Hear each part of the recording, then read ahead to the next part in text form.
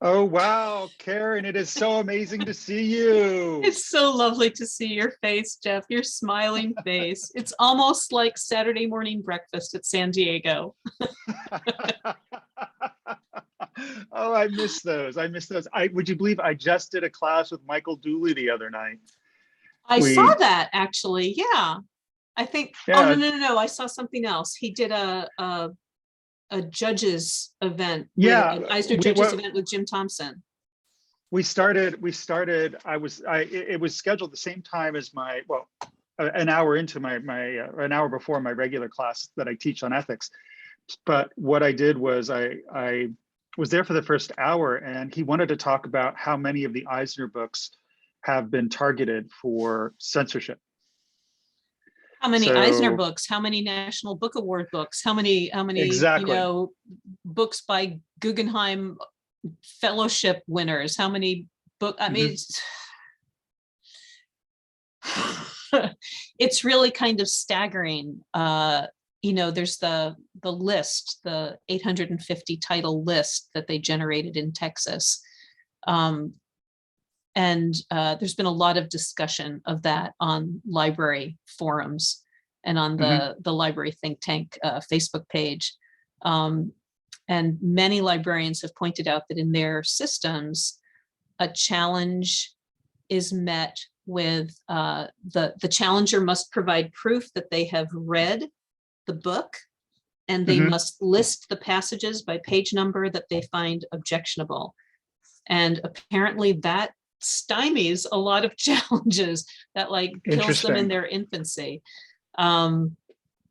So I think that libraries, I feel incredibly privileged and protected to work in an academic library where I don't face these sorts of challenges. But I think public libraries need to get their policies in line, in order, and address this head on. Don't sit back and take it. Because the hysteria that's building is alarming. As I mentioned to you earlier, there's a Facebook event.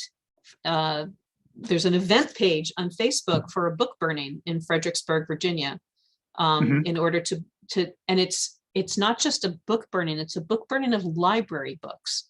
They're asking people to check out the library books that they find objectionable and then come and burn them. It's like, it's all right, we'll pay for them at the end of the year. This isn't theft. We've checked them out and we're going to pay for them as a missing book. And then we're going to burn them. Book burning never ends well. It's never never a step in a positive journey. And it's extremely disturbing to see book burnings being revived 70 years after the last round of comic book burnings. I don't know where we're going, but it's no place good. Are you getting a lot of reports? And we're getting right now, we've been responding to a lot of reports behind the scenes. We're preparing some things publicly. We've been part of some public letters, but there's more coming down the pike. But one of the things that's been very disturbing to me is that we're getting reports of librarians being reported to the police for arrest and prosecution for child pornography, distributing material that's obscene as to children, which is illegal and is still in a number of states. Sure, are you hearing reports of that?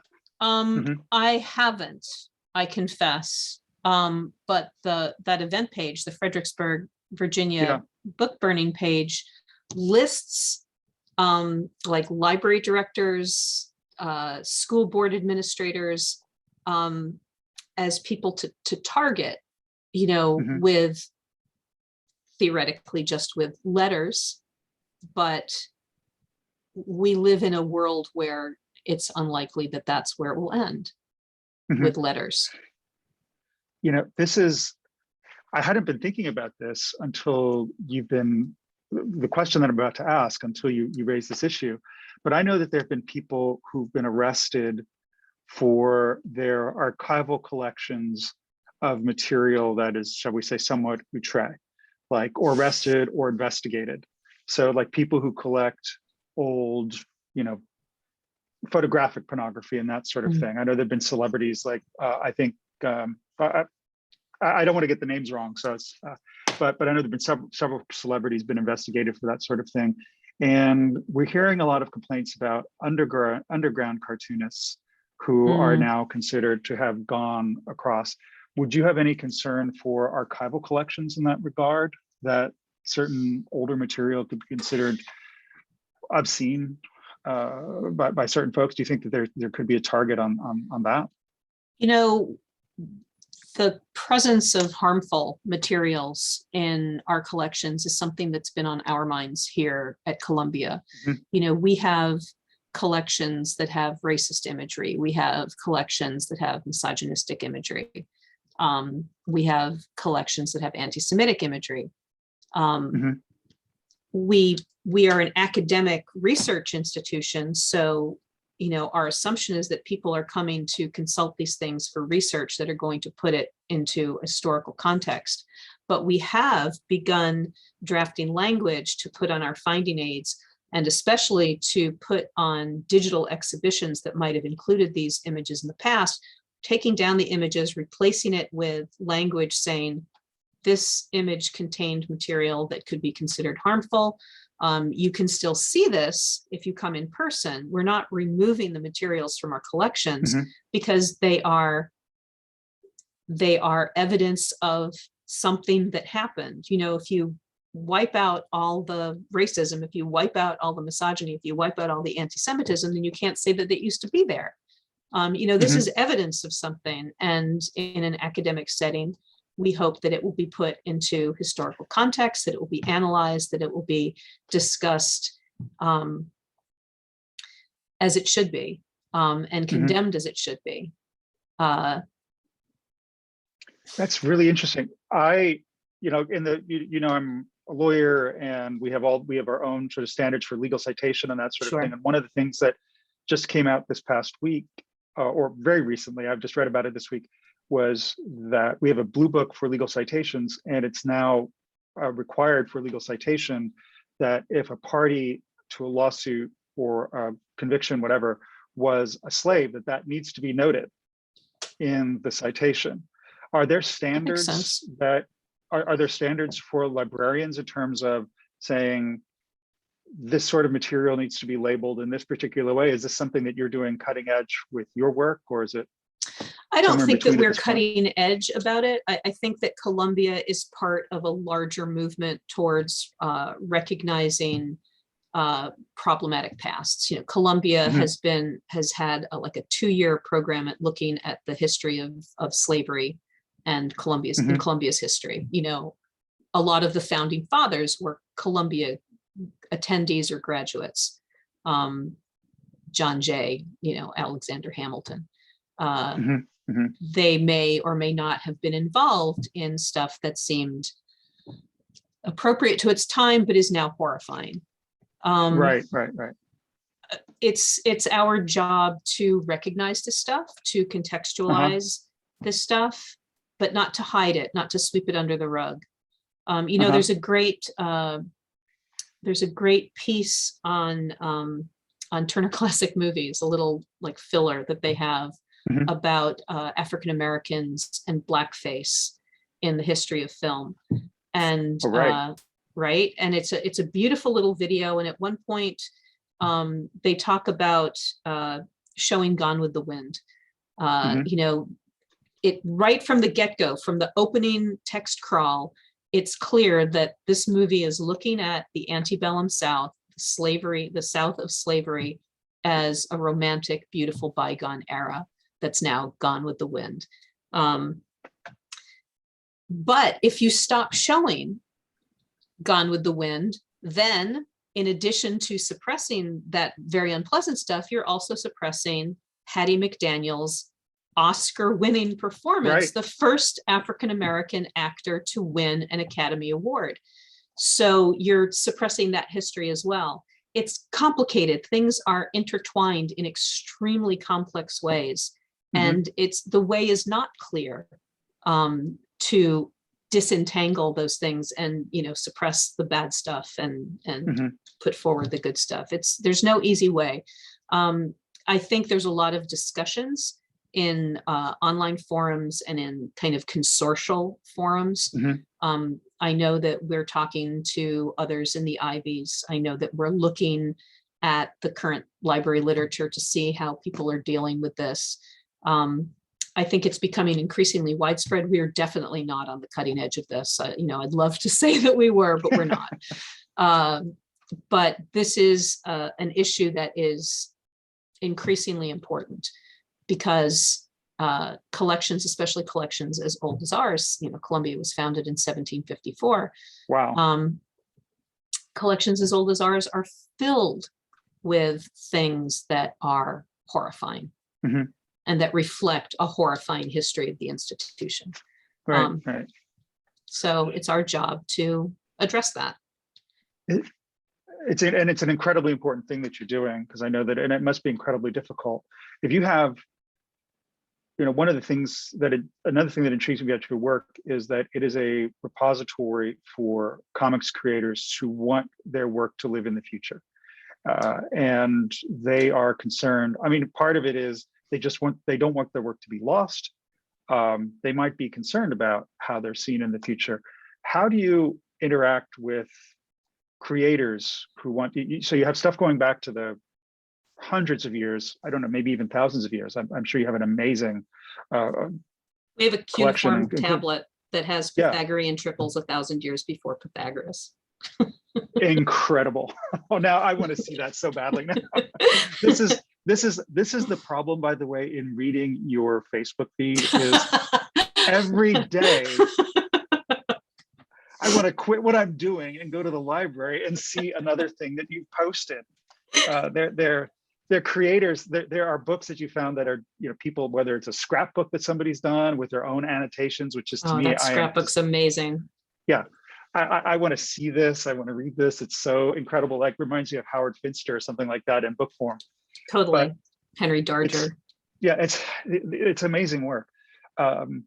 But there's so many people who want their work preserved. They want it accessed in the future. So if somebody wants Columbia to have your work, what do they do? Or do you go out looking for people? How does this process work in terms of acquiring the work and preserving the work of cartoonists?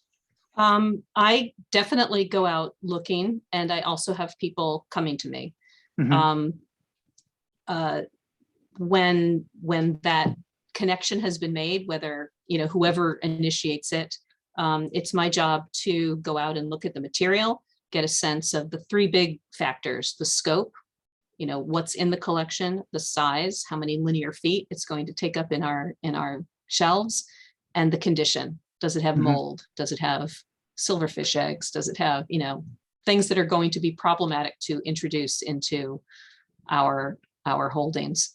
And then if everything's Jake, and if it's a very large collection, I write up a proposal, I present it to my fellow curators, we discuss it.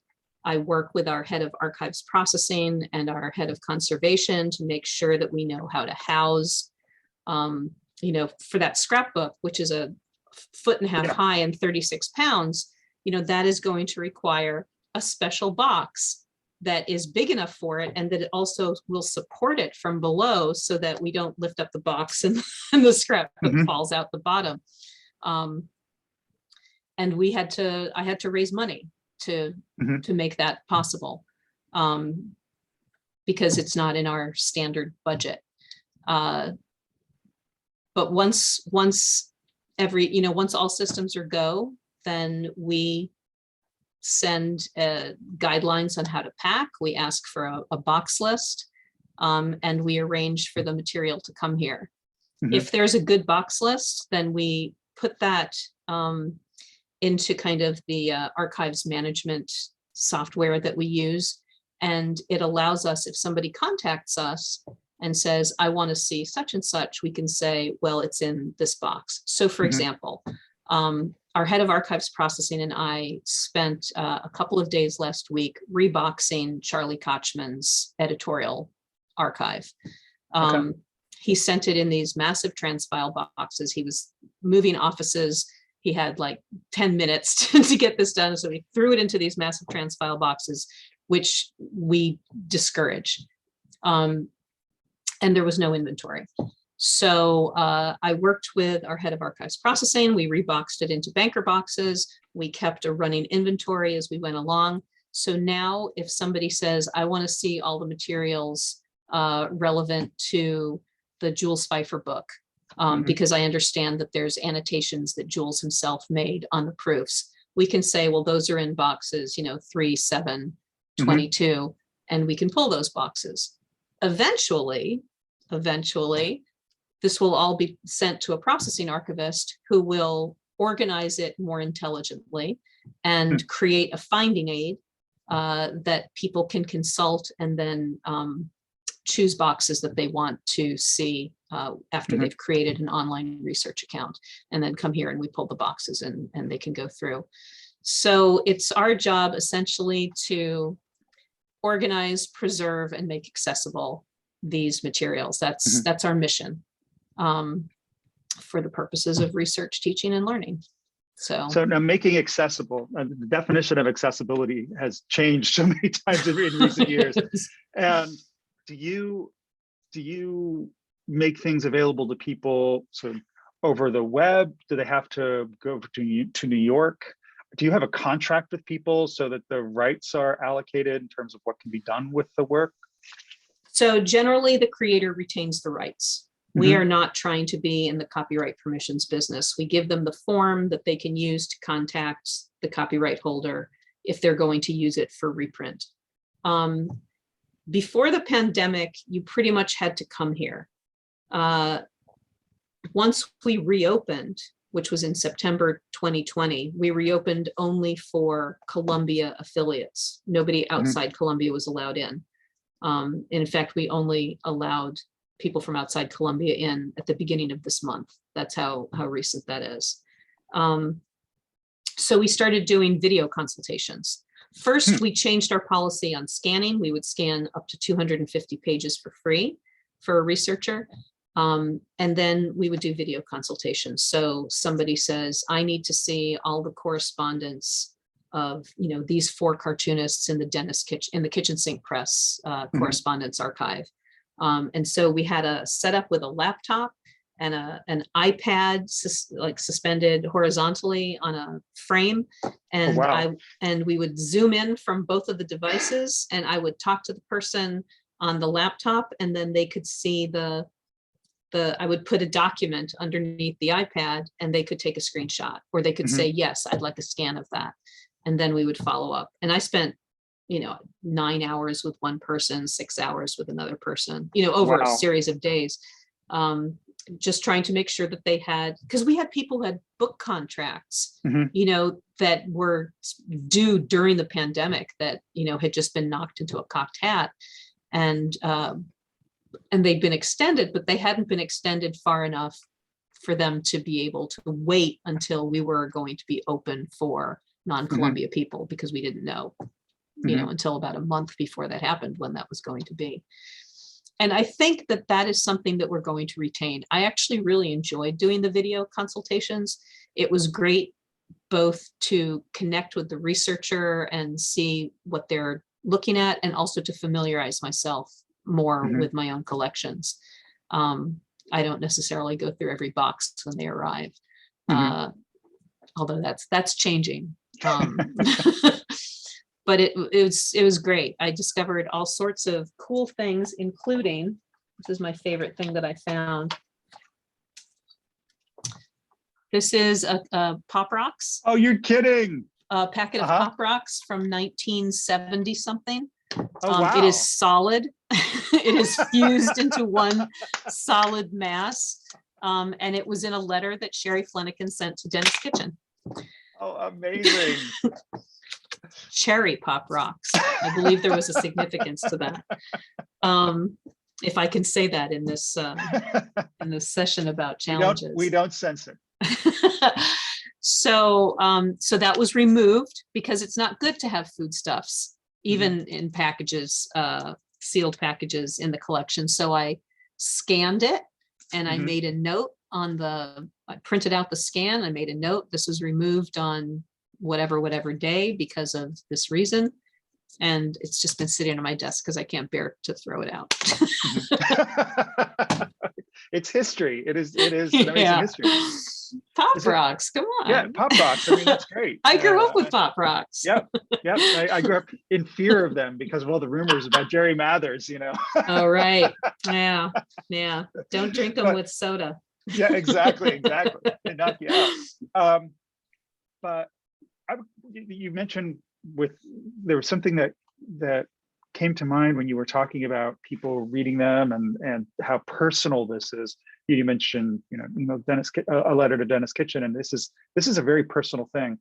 But clearly people are sending you material before they pass away. I mean, they're doing this in their lifetime. They're donating things to you.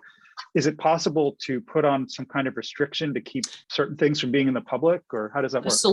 Absolutely. We do that with hundreds of collections. Sometimes it's because there's sensitive case files, if it's, something medical or psychological, social work. We have a lot of social work and human rights archives. And so there's sometimes sensitive material in there. And when the archivist goes through and does the processing, there is, first you discuss with the donor, how do you want to handle this? And they'll say, that should be restricted for 10 years, 20 years, 50 years. And then we put a large piece of red paper in that folder that sticks out above the top, to the tab level. And on it, it says this material is restricted until, and then we write in whatever year. And if somebody comes to the reading room and asks for one of those boxes, the reading room manager opens every box before handing it to a researcher. For a multitude of reasons. It might be to see if there's fragile material in there. It might be to see if there's something in there that needs to be on a book cradle. But it's also to see if there's restricted material. And if there is, we take those folders out and we put them in a special box behind the desk. And then when the person returns, we put them back in. And sometimes I was working in the reading room last week when somebody asked for a box, and I opened it and I saw that there were at least a dozen folders with these red sheets of paper in it. And I looked, but they were like, this material is restricted until 2011.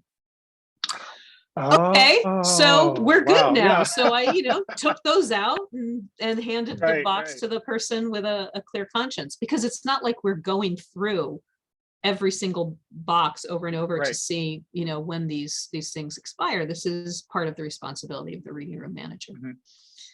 Are there any creators who put in kind of restrictions on who can access their work? Like, I will only let somebody use this if they do a book where they acknowledge that I co-created this character or something like that, or is it, or do you have limits on what you allow people to do?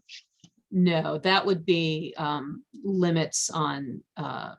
That would be unreasonable. That would be considered an unreasonable request. When we do a deed of gift, there's standard language. If the donor wants language such as that, it literally has to go to university council for approval. Oh, wow.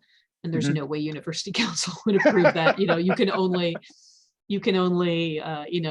use my material if you say that I created Batman. Sorry, no. But for example, we have Howard Cruz's papers, and Howard asked for restrictions on some of the correspondence that he got from people after gay comics came out, because in many of those letters, people revealed their own sexual orientation, but perhaps had not come out to families, had not come out to friends, had not come out publicly. And Howard didn't want to be the one to out them. So that is restricted for like another 10 or 20 years, I think. I can't remember exactly what we put on it. So that by the time that's visible, probably everybody in that file is gone. Got it. Understood. Wow. So if you were going to talk to somebody, I think, in our audience, we'll have fans, we'll have creators, publishers.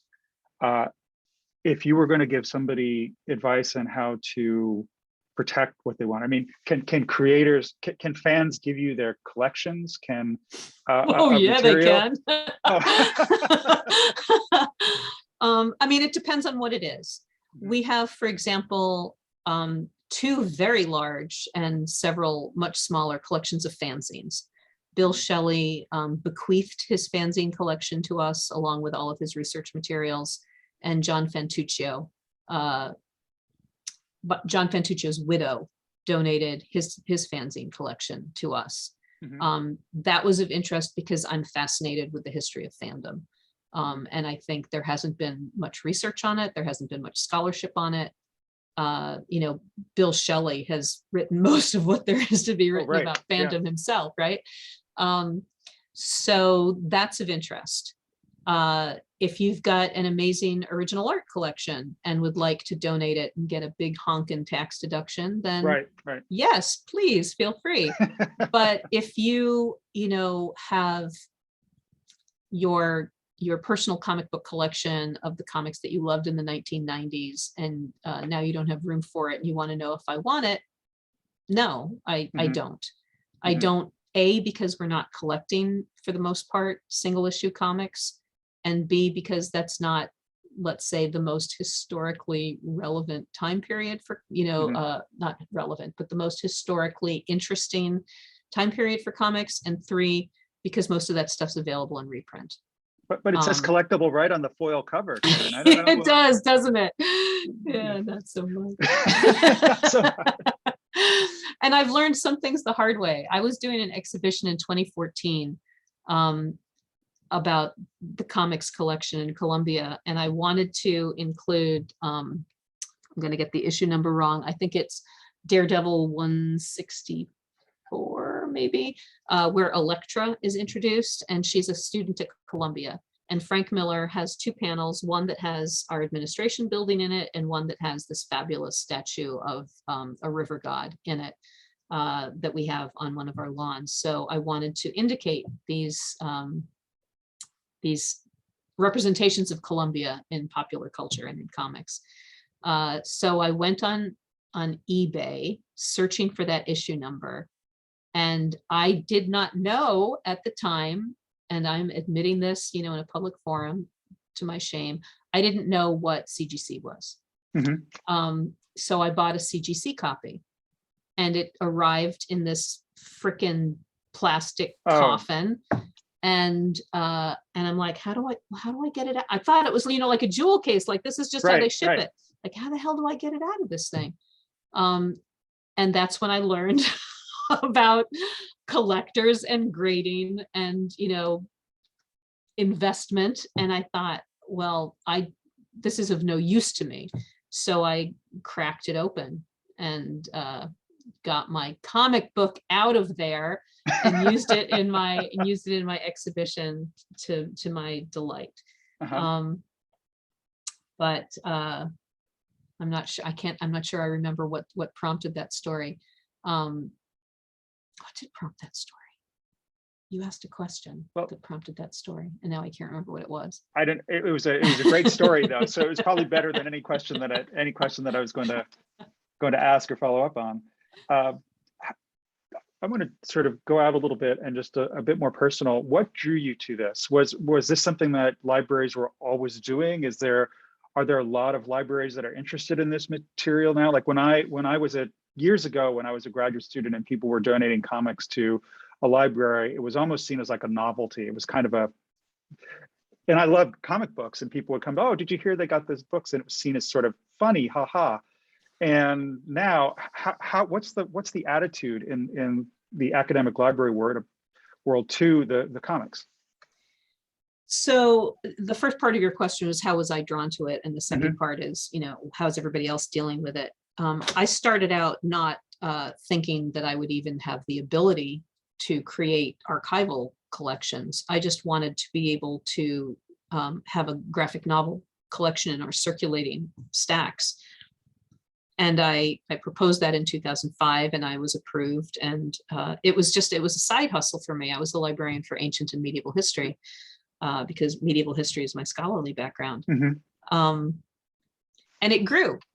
It grew and it grew and it grew, and it my profile grew. I was writing a column for Comixology. I was an Eisner judge. All this stuff happened, and so I became better known. I was by no means the first person to start a collection like that.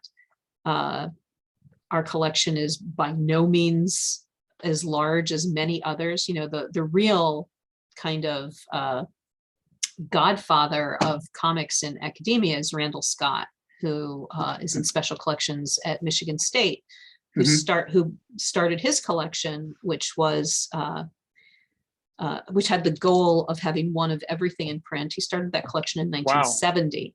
Wow. 1970. Wow. And then, of course, Ohio State, Lucy Caswell comes along in 1977. And that's right away, that's an archival collection. You know, she got Milton Caniff's archives, and that formed the basis of what is now the Billy Ireland Cartoon Library and Museum.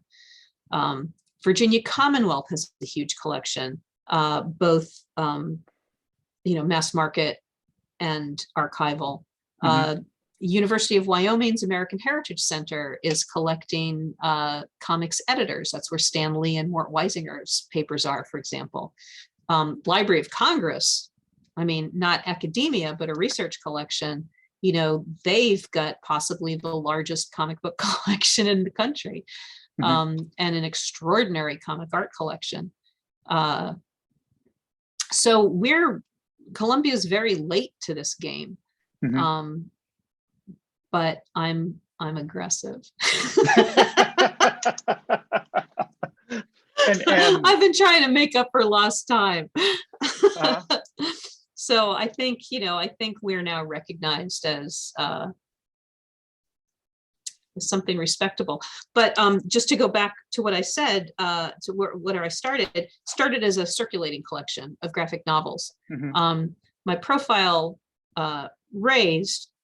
I started that collection in 2005, and in 2010 was approached by Chris Claremont's wife, Beth, saying Chris wants to donate his papers to an academic library. Is Columbia interested? I could not answer that question. I did not have the right to answer that question. I didn't have the position to answer that question. So I went to the director of Rare Books and, you know, said, what do you think? And he said, sure, who else can you get? So I was kind of a curator without portfolio for a while. You know, I acquired Wendy and Richard Peeney's papers. I acquired Al Jaffe's papers. I acquired the Kitchen Sink Press records. And then a new director came in, hugely comics friendly. And in a big library-wide reorganization, I was moved into Rare Books as the first curator for comics and cartoons. And a year after that, ancient and medieval history was finally taken away from me and given to somebody else. So I'm just comics, circulating comics and special collections comics. Yeah, and I have to say, your work in this is incredible. I can tell you, you know, and I mentioned, you know, 40 years ago when I'm, you know, tooling around little stuff as an undergrad and graduate student, I just couldn't have imagined that it would become this impressive. I mean, what you're doing it's so incredibly important for preserving our culture, both the culture of comics and the culture of this country, the world culture generally in terms of communication. It is truly epic. And one of the most important things I'm seeing in libraries. I think if I'd seen this more when I was much younger, when people were trying to get me to go to be a librarian, and I think I would have probably taken that path if I had realized if I had somebody like you to see that you were doing this. It was truly amazing. I did not know it was going to go in this direction. Believe me, when I became a librarian, I just figured I would have this little job as the ancient and medieval history librarian, you know, dealing with graduate students and faculty, you know, until I died. And I don't know. I like comics. I grew up with comics, and it's extremely exciting to be part of this world. The comics world has been very welcoming, and very friendly. You've done a lot. You've done a lot to, I think, communicate to people in the comics world that what they do matters. I'm glad to hear that. And it's incredibly important, I think. And it's something that the importance is only going to grow. You've been incredibly generous with your time, and I'm going to ask you two quick questions. One, if somebody else wanted to do what you did, what would you do you have any advice for them? And then the second one would be, do you have any sort of parting advice to creators, fans, retailers, anybody who wants to preserve their legacy? What's the most important thing that you would recommend for them to do? Okay, first, advice to people who want to follow in my footsteps. Well, first, you need to be in an academic setting. And if it's not a setting that already has a comics collection, a graphic novels collection, a comics archive, get in there any way you can, and then start testing the waters. You know, I had no idea that I was going to be approved. I came up with 3 arguments for starting the graphic novels collection. The first was that this was an art form that was getting growing critical and academic acceptance, and I was able to show, you know, reviews in the New York Times and the New York Review of Books. I was able to show dissertations from, you know, top tier universities. I was able to show articles in peer-reviewed journals, all that had to do with comics and not just mouse, you know, like comics across the board. It's very easy to make the argument for mouse. The others have been a little bit more challenging. So that was the first argument. The second argument was that Columbia had a film school and a film studies program, and the connection, even in 2005, between film and comics was already quite strong. And the third was, you know, a little bit more site specific. Basically, I said, you know, Columbia's full title is not Columbia University. Columbia's full name is Columbia University in the city of New York. That's what's on my business cards. That's what's on the stationery. So Columbia University in the city of New York, we are a New York institution. In America, comics were born in New York City.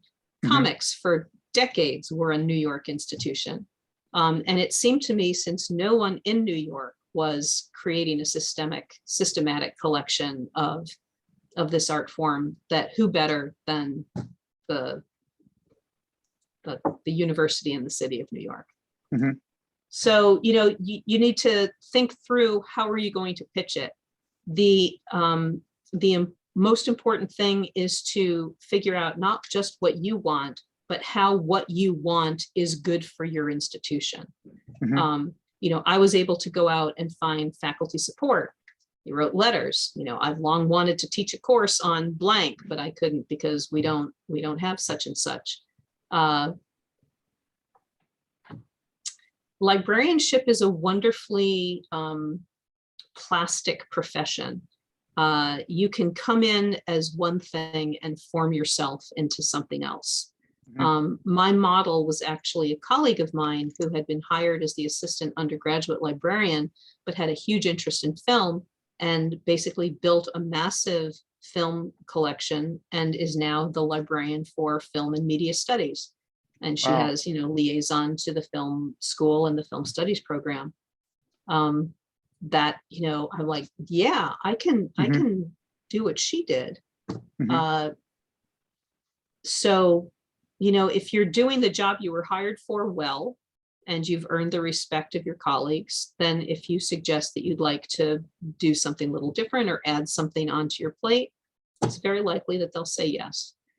So that's my main advice for anybody who wants to do this. Kind of test the waters in your institution and see what you can do. As for advice for people with potential collections, you know, I was on a panel at San Diego a few years ago. It was actually Maggie Thompson's spotlight panel, and she decided to turn her spotlight off herself and on to collecting. And she had somebody from a museum, somebody from an auction house, and somebody, me, from a research library. And we all kind of made our case. And my point was that you give your stuff to a museum, only 10% of the average museum's collection is on display at any given time, and the rest is generally inaccessible. You're not allowed to page things from the stuff that's hidden away in storage. An auction house is going to disperse your collection, and you know, you're not going to retain that sense of a collection. You know, one piece is going to go here, another piece is going to go there, and it's all something that you may have spent your life building, is going to be, atomized. But research institution, anyone who has a research need can come in and make an appointment. You don't have to be an academic. You don't have to be at Columbia.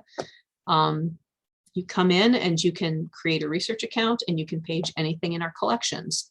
And we are eager to take collections whole and be able to preserve this entire legacy.